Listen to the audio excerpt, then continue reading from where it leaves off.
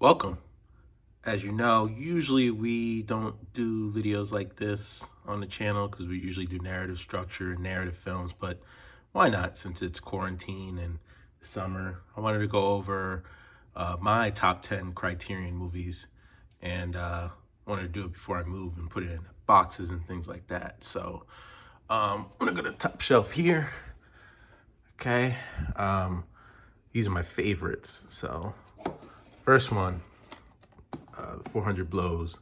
This is an excellent movie. I mean, I'm like a kid in a candy store when I watch it. I actually saw it last year. That's how recently it's been. And, this is an excellent movie and I love it. Also, number two, Battle of Algiers. Battle of Algiers really just blew me away. I mean, I was surprised how savage and almost gangsta. I know that's not the most educated word, but I mean it's fantastic. The score is great. The Ennio Morricone score is just fantastic. I just had to get the Blu-ray on the Criterion sale, and it was fantastic. So, Battle of Algiers, the Battle of Algiers, excuse me, is definitely in that top 10 for sure. Probably top two. Now I have other movies that are in the Criterion, but I don't have the Criterion version, so I'm just gonna omit those for now and go to the ones I own that are in the Criterion version. If I had, we did two. So number three, definitely would put La Haine in here. La Haine is amazing. Hope I'm pronouncing that right. Yeah, I feel like this is like a French version of Do the Right Thing, in a way. It deals with, racial tension and police brutality in France in the mid-90s. And, you have a young Vincent Cassel in it. And it's just shocking. I know my thumb's in the way. I'm just trying to show you guys kind of the cover of that. But this movie's really good. It's definitely on a list. Not quite in the favorites, but this movie's excellent. It's really good. Let's see, we're at 4, I believe. I'm trying not to knock all these over, even though I'm packing them up anyway. This one, My Darling Clementine, John Ford film, 1946, I believe. Very good, very good. I've always been familiar with that story with Doc Holliday and the OK Corral. And, when I first saw this, I actually hadn't watched a whole lot of John Ford stuff. So this was the first one I watched. And then, eventually I watched The Searchers and Stagecoach and oh boy, I'm getting old here. The one with John Wayne, Jimmy Stewart, The Man Who Shot Liberty Valance. Excuse me, I have that up there, but I had to think about that for a minute. But this one is my favorite from John Ford. It's excellent, and I got that in that Criterion sale. And it's about that time of the year. The Criterion sale's coming up. I'm trying to have a few more I'm going to add to that. So My Darling Clementine, very good film. Very good film. That's definitely in there. Number 5. Cries and Whispers is excellent. This was shocking. I actually watched this maybe a few months ago.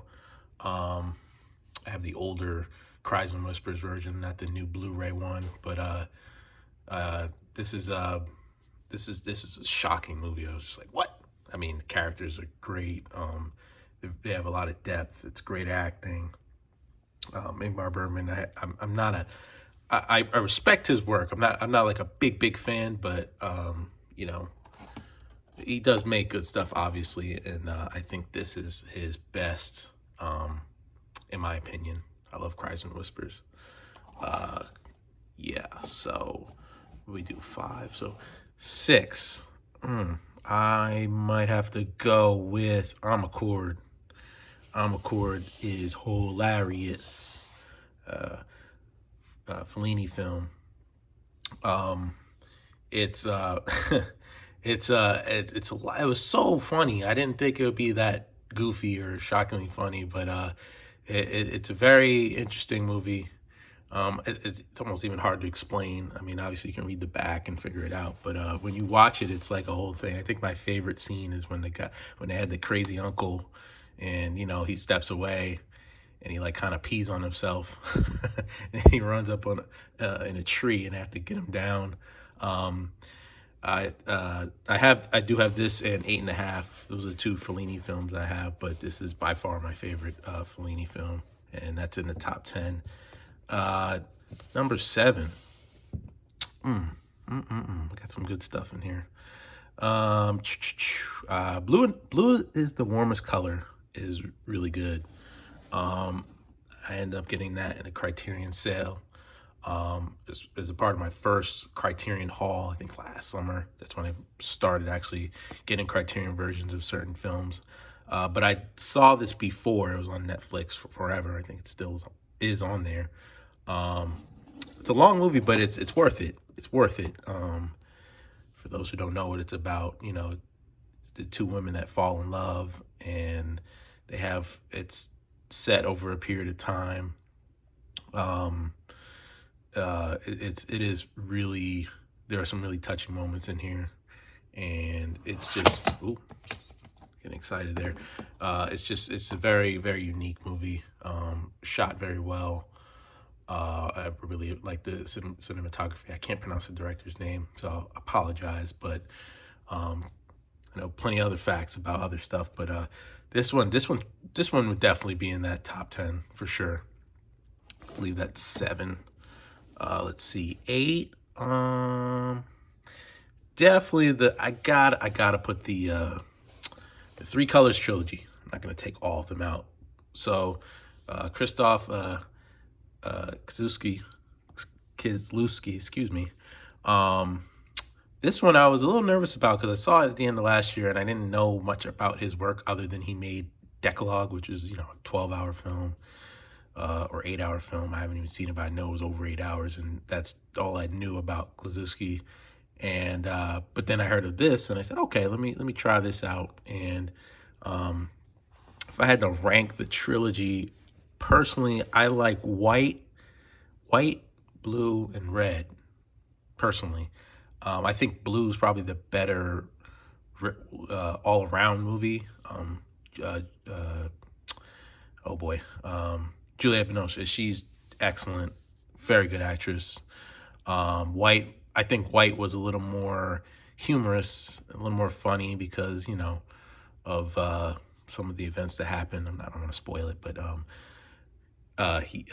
that one was probably, I think, a little more relatable to me. But the Three Colors trilogy, I guess that would probably round out the top 10 because there's 3 movies there. But I'm only going to count Blue and White, but without getting into super detail, I don't want to be a super spoiler. I'm not a big fan of spoiling stuff, but even though the movie's been out for over 25 years, fantastic movie. Blue is like through and through really, really good. I love the way he shot that movie, and obviously the color themes and the color palettes throughout that movie are amazing. Similar to almost like Cries and Whispers. I mean, they're totally different movies, but they have the same, that production design type deal that really affects the movie, as well as the cinematography and the colors. Definitely Blue and White will be on that top 10 for me personally. Trying to flip it this way so I can kind of get that in there. And then I guess the last one, wow. I will probably have to go with McCabe and Mrs. Miller. See, knew that was gonna happen. This one I didn't think I would. It was recommended to me. I didn't think I would like it, and then I ended up really liking it because I caught it on TCM, and then I got it in the last Criterion sale. But really good. It's weird because Robert Altman said he doesn't technically consider this a Western, and I do. It's got really good performances by Warren Beatty and Julie Christie.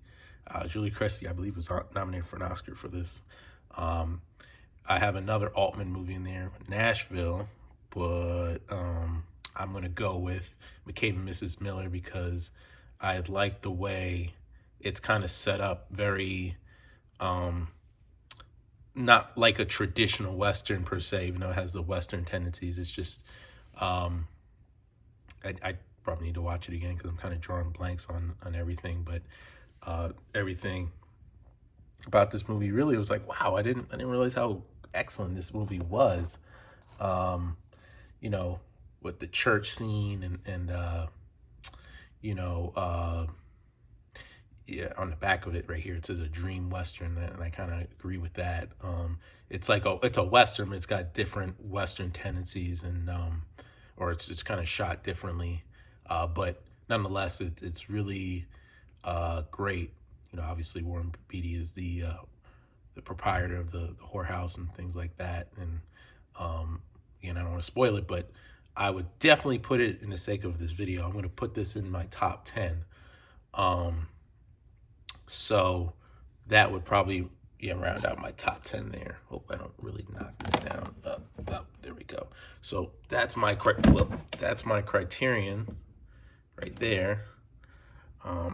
In addition to 400 Blows and Battle of Algiers. So top 10, 400 Blows, Battle of Algiers, my Darling Clementine, Blue and White for the Three Colors Trilogy, Amarcord, Cries Whispers, Blue is the Warmest Color, McCabe and Mrs. Miller, and Haine.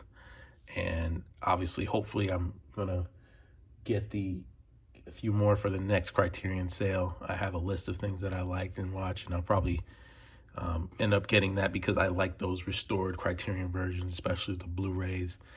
You know, just trying to build it up. But yep, this is Aaron Hobson's top 10 Criterion. So there we go. That's me. And you know, I'll put this on the Ty Ribbon channel just because it's just something I thought that was fun. I thought I'd share, and I've been seeing it around. Obviously, in addition to the rest of my DVD collection, that's just other stuff right there. But the two Criterions, and obviously there's other favorites I have that are in the Criterion, like Do the Right Thing, and Silence and Lambs is in there, and I do own Boyhood, and I have the Before trilogy here, but they're not Criterions. But nonetheless, that is Tyrant Productions and Aaron Hobson's top 10 Criterion list. So hope you like it, and stay tuned, and see you soon. Stay safe.